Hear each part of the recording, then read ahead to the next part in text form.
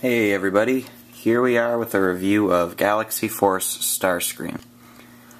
This figure, he goes for a lot of money these days. I see him for 49 bucks on eBay.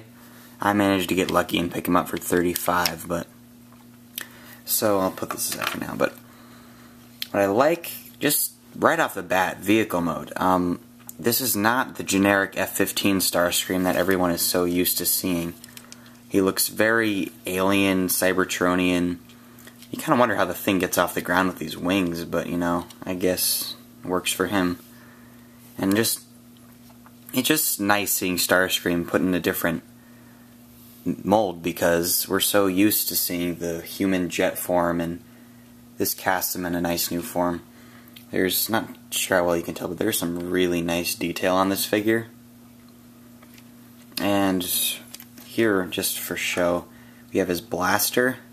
This will hook on the underside of the vehicle mode, and will also fit in his hand in robot mode, but just for show, it fires moderately well. I'll have to get that in a second, but anyways, yeah. So right here the window is purple translucent, and that's the bullet shot or missile from the missile launcher, and his sword are the only parts that are that purple translucent. Unlike the actual Cybertron Starscream, this is actually cast in your actually generic Starscream colors, because we got the white, the red, and the black. And as opposed to, I can't remember what the Cybertron version is. I think it's got like indigo and yellow in there. But I picked this one up. I just like this a lot better. So we have his cyber key in the back. You can activate his gimmick in this mode. I'm not going to do it now. Well, I suppose I can just for show, but you push down, and both his blade's stuck, hang on. Both his blades are supposed to pop out. So he can like fly in and like stab enemies, I guess. But those work better for vehicle or robot mode. Not a whole lot of the robot kibble is exposed. I mean, I suppose if you're really looking for it, you can tell that those are the arms right there, and I suppose the head's a little obvious, just poking out right here.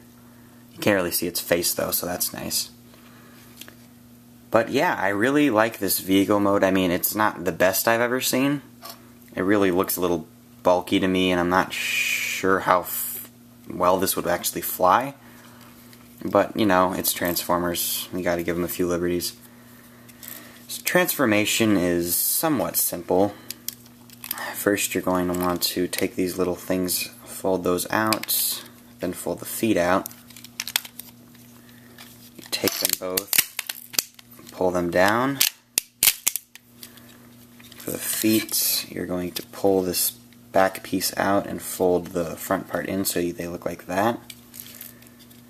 Do a repeat. Those are basically the legs. So you twist them around here. Fairly certain that that's the way they're supposed to be facing anyway. Okay. So he stands up. And you take this upper section and fold it down so we can now see his face. We're going to twist his arms as so. The arms will come down, snap. You should hear a good snap as they go into position here.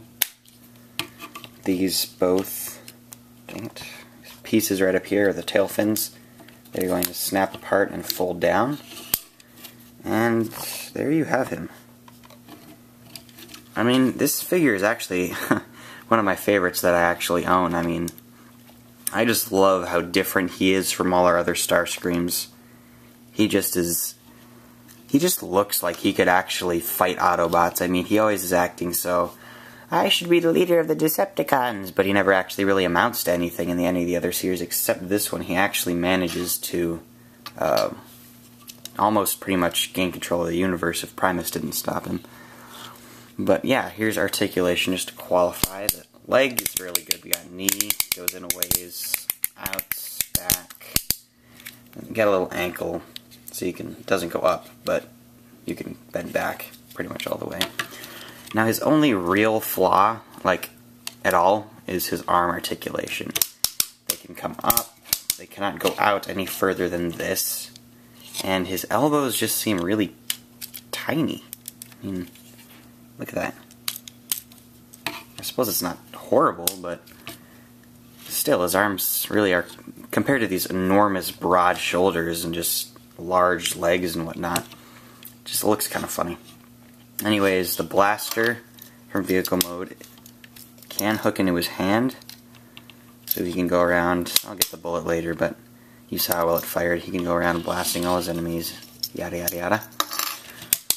Now we'll actually see his gimmick properly. Now what you do is you're going to want to put his arms in. You can put his arms in, what I think is really cool is you can put his arms in any position and the blades will still flick out. There's not a restricting. You take the cyber key, plug it back in this little port here, and voila. Both blades come out. These are also purple translucent. There's a close shot. They're actually pretty nice blades, if I do say so myself. Looks like he could just run around, like in that, what's the episode? The one where he gets the Cyberlock or whatever that thing is called, where he's just tearing through the Autobot forces like they're milk or something. It's just, yeah, he's a lot more powerful in this series than he has been in pretty much any other.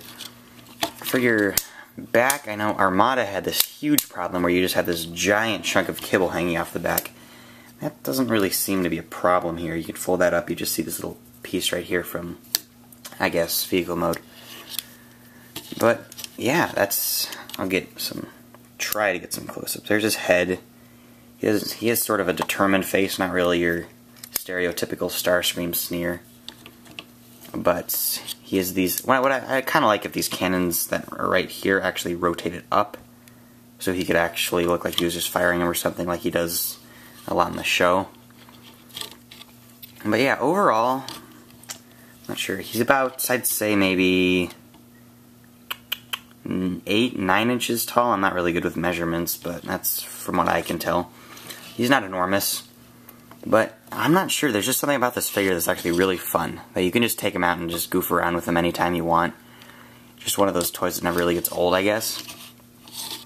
However, his prices of these bays have been pretty high. I've seen, yeah, as I said at the beginning, he can shoot from anywhere between, I'd say, 40 bucks to like 120. I don't know where people get off trying to sell him for that, but he's a pretty popular toy. So yeah, oh yeah, just his detail is really fantastic. I'd give him like an 8 out of 10 for detail. He just looks, he's a great posable, despite the fact that his arms don't work too great. You could just really just pretty much do anything with him. He's, yeah, really articulate, really detailed. Arm, not so much, but you know.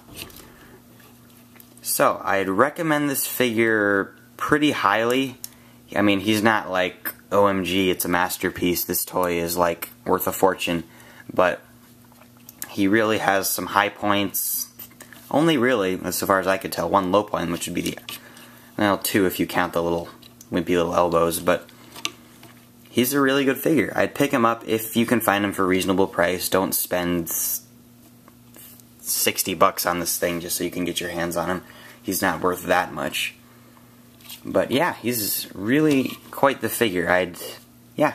So that's been this review of Galaxy Force Starscream. I'm hoping to follow up with maybe Armada Starscream or Masterpiece Ghost Starscream. So if you like the video, this will be on the way.